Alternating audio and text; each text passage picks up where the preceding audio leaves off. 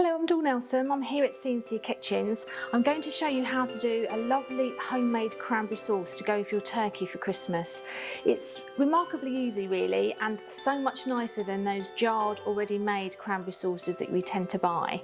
So fresh cranberries this time of year are always in abundance, so you can get them from supermarkets. I've got 125 grams of fresh cranberries here. Now cranberries do tend to be quite bitter and sharp and have a real sour flavour to them. So sugar needs to be added to them, particularly in the cranberry sauce, to give a nice little bit of sweetness.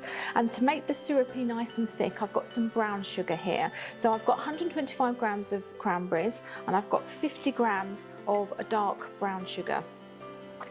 To that, to help with the cooking, I'm going to add some liquid, and the liquid can be orange juice, can be cranberry juice, whatever juice you have in the fridge. 50 mils of juice goes in with the cranberries.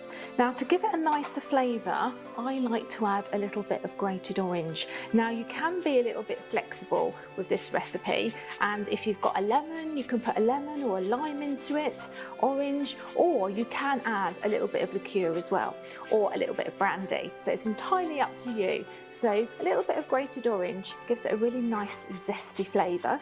So orange goes in there as well. And I've got a little bit of Cointreau. I find a little bit of Cointreau, a little bit of orange in my cranberry sauce is lovely. Just about a tablespoon of that goes in there. Now bring it up to a high temperature, almost to the boil.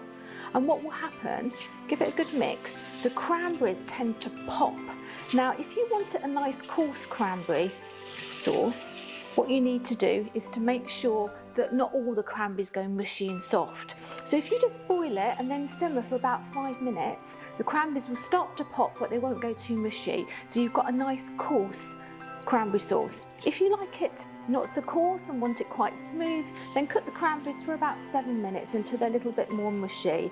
But they will pop, and you will hear that popping as you go through that 5 minutes of cooking them. Now cranberries are really good for you. They're full of vitamin C, they're one of your 5 a day, and again, most of the time in processing they're used for juices or for sauces, but homemade cranberry sauce, you just can't beat it. So we'll just have to wait 5 minutes and then we'll show you the completed cranberry sauce.